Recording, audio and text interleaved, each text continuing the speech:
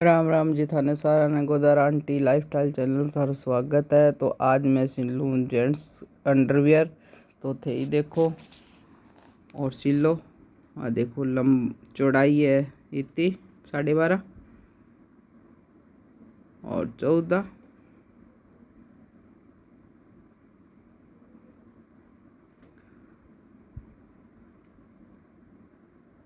और 1 इंच पर कटिंग को निशान लगाना है।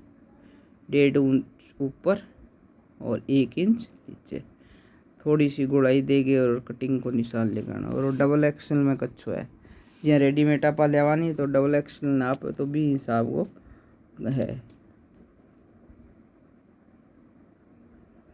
13 इंच आसन की लंबाई ली है। अब इन कटिंग कर देंगे।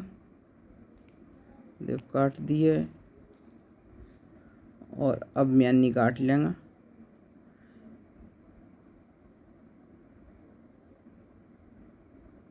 म्यानी अंडरवियर में साइड में जो कपड़ों निकला है बिंगी काटनी है और म्यानी की लंबाई लेनी है 5 इंच। 5 इंच लेके इतनी कोणों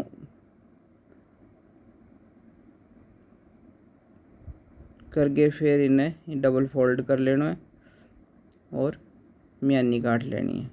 म्यानियों की एक अच्छो आरामदायक रहे गर्मियाँ में मारतू के घरे से मेढ़ाई पेरे, सर्दियों में तो फिर भी रेडीमेड लिया हुआ है।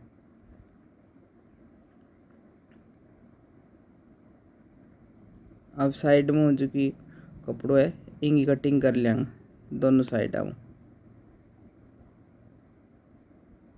दोनों साइडा में कटिंग करके और फिर आगे थाने देखो सिल गेर बताऊंगी।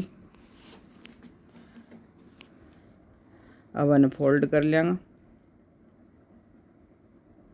जो कटिंग करी है तो 4 मतलब ऐसा हो गया इनका तो आगे 4 आगे सिलाई लगा लेंगे।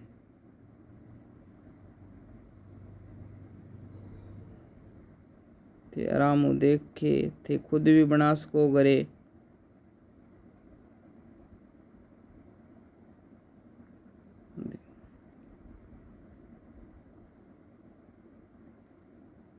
सिलाई लगा ली है।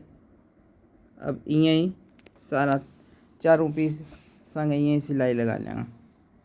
चारों पीस संग सिलाई लगा कर फिर आगे थे और देखो और सिलाई क्या है कि ना तो मोटी चाल रखनी ना ही बिल्कुल बारीक रखनी। इनमें कच्चा मेरा में के मीडियम सिलाई रखे नहीं तो वह सही रहे, सफाई भी आ जाए और कपड़ों इकट्ठो भी को नहीं हुए। तो अलग ही है सिलाई। अब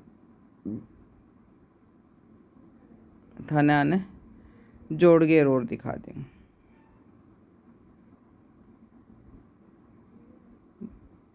आधा इंच की मतलब सिलाई लगानी है फोल्ड करके, आधा इंच की सिलाई लगानी है। अब आने 4 आने वापस जोड़ लेंगे। अब थे देखो अब आने ये रख के एक के ऊपर एक रख के और फिर सिलाई लगा लेनी है और लास्ट में जाके कम 2 इंच अभी थान दिखाऊं वो खुला रखना है। क्योंकि पजामा के नीचे तो पहने नहीं तो कोई दिक्कत को नहीं आ, पर पैंटा के नीचे पहने नहीं जदे ऊंचाई इकट्ठा हो वो करे तो वो साइड में जी आप लेडीज कुर्ता अगर जी चाक रखानी भी वो चाक रख लेनी तो फिर क्या दिक्कत को नहीं आनी, एक काठो भी को नहीं होनी अठो जांग में कई बार के टाइट हो जाए तो वो मियाँ भी परेशान हुए फिर। तो वो इतो चाक रखना है 2-2 इंच को, 2 इंच को रख लो, 1.5 को रख लो, 2 को तो कम रखना ही पड़े। तो गर्मी में फिर ये चिपे को नहीं। अरे थोड़ो बहुत टाइट आड़ो ही हुआ है तो वो भी समस्या खत्म हो जाए। कई बार आप जांग आड़ो नाप लेवा को नहीं सीधे यहाँ काट लिया तो वो फिर थोड़ो टाइट रहे। तो वो तैयार हो गया। अब लगा देंगे म्यानी, डबल सिलाई लगानी है। डबल सिलाई उनकी मजबूत हो जाए। अब सुई को धागो और टूट गया मेरे तो। अब डबल सिलाई एक पैर की लगा देंगे तो मजबूत हो जाए धागो। कई बार क्या खुल जाए, म्यानी लगा गए फिर भी ऊपर के एक पैर को टंक और लगा देनी तो वो मजबूत हो जाए। अब दूसरी तरफ और म्यानी लगा लेंगे। और इनमें कोई ज़्यादा सिलने में कोई ज़्यादा वो भेद को नहीं, एक बार थे देख लोगा नहीं तो फिर थे आराम हूँ सिल सको। बस कटिंग करके रख लो 2-4 एक साथ ही, फिर फटाफट सिल लो।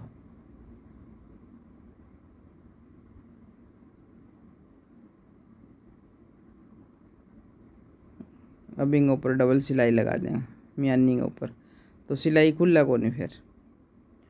और मैं वो सिलूँगी इलास्टिक लगा के। और इलास्टिक के जब अंडर पाट दिया नहीं तो बांगा इलास्टिक के नहीं ही पड़ा रहे तो बनने में फेंकिया को नहीं, तो वो इलास्टिक हिंगे लगाया हूँ मैं। अब ऊपर यहाँ पर नाड़ो डाला नहीं